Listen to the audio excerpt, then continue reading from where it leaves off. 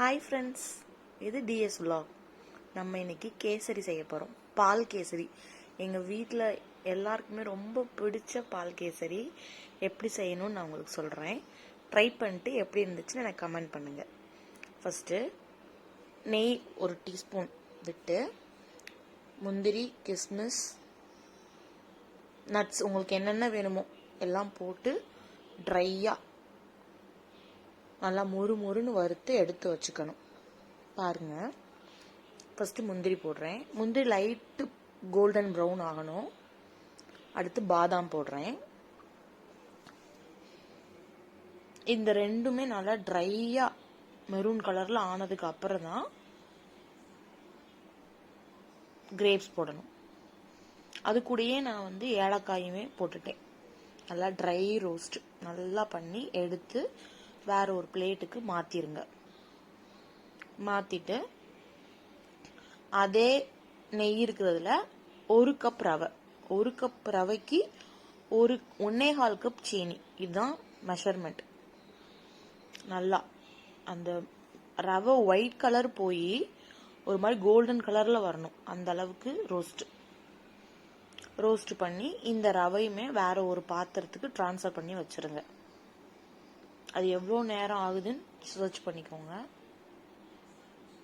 நல்லா ட்ரை ரோஸ்டாக பண்ணி வேற ஒரு பாத்திரத்துக்கு மாற்றிட்டு அதே கடாயில் 1 கப் ரவை எடுத்தோம்ல, இப்போ 1.5 கப்பு பால் எடுத்துருக்கோம். அதுலேயே பால் எங்கள் வீட்டில் எல்லோ கலர் தான் ரொம்ப பிடிக்கும். அதனால் எல்லோ கலர் கேசரி பவுடர் சேர்த்துருக்கேன். அந்த பால் நல்லா பொங்கணும். நம்ம பால் காய்ச்சினா எப்படி பொங்கும், அதை மாதிரி பால் நல்லா பொங்கி வரணும். அது வரைக்கும் வெயிட் பண்ணுங்க. வெயிட் பண்ணி நல்லா பாலை காய்ச்சிட்டே இருங்க. நான் சீனியோட மெஷர்மெண்ட் கீழே கொடுத்துருக்கேன். 1 கப் ரவைக்கு 1.25 கப் சீனி அதே கப்பில் தான் எடுத்திருக்கேன். பாலை பாருங்க, நல்லா பொங்குது பாருங்க. பால் நல்லா முறை கட்டி பொங்கணும். அது ஃபுல் அண்ட் ஃபுல் பால் நல்லா முறை கட்டி. நம்ம பால் அதிகமாக சேர்க்கறதுனால நெய் நிறையா யூஸ் பண்ணணும்னு அவசியம் கிடையாது. இப்போ ரவையை போடுறேன். ரவை போடும் போது அடுப்பு சிம்மில் வச்சுருங்க. ரவையை நல்லா கிண்டிகிட்டே இருங்க. ரவை சிம்மில் இருக்கணும். அடுப்பு நல்லா கைவிடாமல் மெல்ல கிண்டணும். இந்த அளவுக்கு பதம் வரவும் இப்போ சுகர் சேர்க்க போகிறோம். சுகர் சேர்த்துமே நல்லா கைவிடாமல். ரவை வெந்தது நமக்கே தெரியும். இந்த பால் கேசரி டார்க் எல்லோ கலரில் வராது. மில்கோட ஒயிட்னஸ் தான் அதிகமாக டாமினேட்டலாக தெரியும் நமக்கு.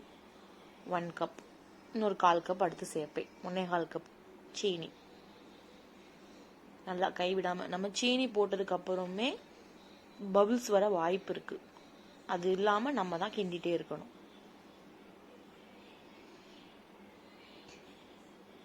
நல்லா கிண்டிகிட்டே இருங்க.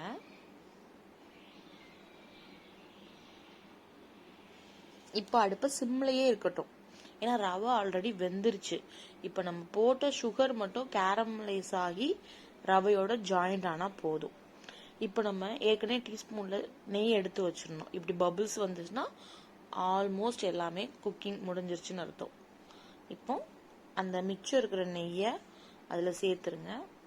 கிஸ்மிஸ் முந்திரி நம்ம ஏற்கனவே ட்ரை ரோஸ்ட் பண்ணி வச்சுருக்கோம். அதையுமே இதில் சேர்த்துக்கோங்க. நம்ம பால் கேசரி ரெடி ஆயிடுச்சு.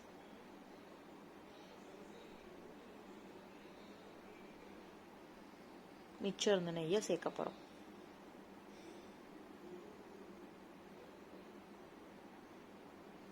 இந்த கேசரி எங்கள் வீட்டில் எல்லாருக்குமே ரொம்ப பிடிக்கும். அதில் என் சின்ன பையனுக்கு ரொம்ப ரொம்ப பிடிக்கும். அவனுக்கு மம்மி கேசரி கொடுங்க அப்படின்னு தான் கேட்பாங்க.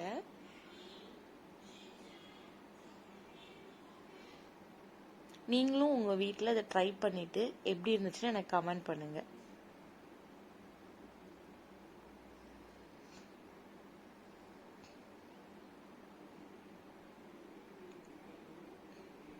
கேசரி குக்கிங் முடிஞ்சிருச்சு. தேங்க்யூ. பாய்.